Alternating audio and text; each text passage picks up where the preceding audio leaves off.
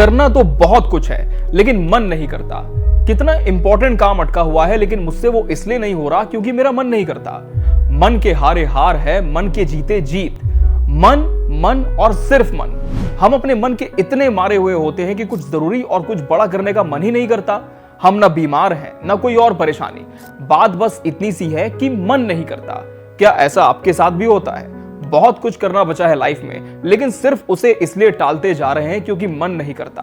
तो आज इलाज करेंगे इस मन का।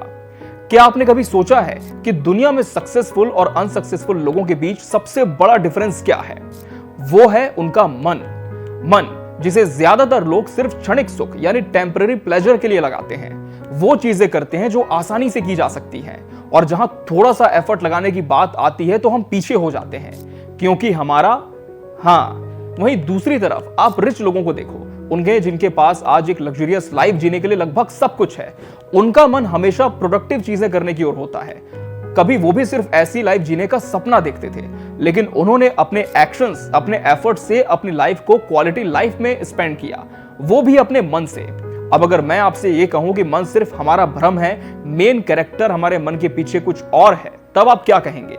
जी हां, हमारा माइंड ही हमारा मन है, हमारा पावर सोर्स, हमारा थिंक टैंक, हमारा दिमाग, जिससे ही हम सारी चीजें कर पाते हैं या नहीं कर पाते हैं। और हमारे दिमाग को मोस्टली आदत होती है आराम की, वो चीजें करने की जिसमें हमें सबसे ज्यादा मेहनत नहीं करनी पड़ी, जैसे किसी से चैट करना, दिन भर सोशल मीडिया पेजेस से स्क्रॉल करना, रील्स देखकर अपना टाइम वेस्ट करना।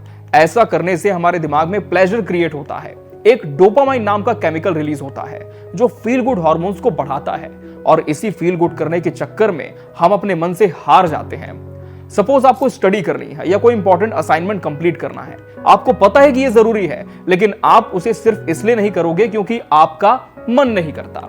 और यही चीज अगले स्टेज को जन्म देती है जिसका नाम होता है प्रोक्रास्टिनेशन, यानी बेवजह बेमुद्दत किसी काम को टालने की आदत। और कई बार यह आदत इतनी ज्यादा बढ़ जाती है कि हम इस आदत के गुलाम हो जाते हैं और फिर धीरे धीरे हम अपनी ही वजह से, अपनी आदतों के कारण बहुत लो या डिप्रेस फील करने लगते हैं। लेकिन इस सो कॉल्ड मन का इलाज कैसे करें?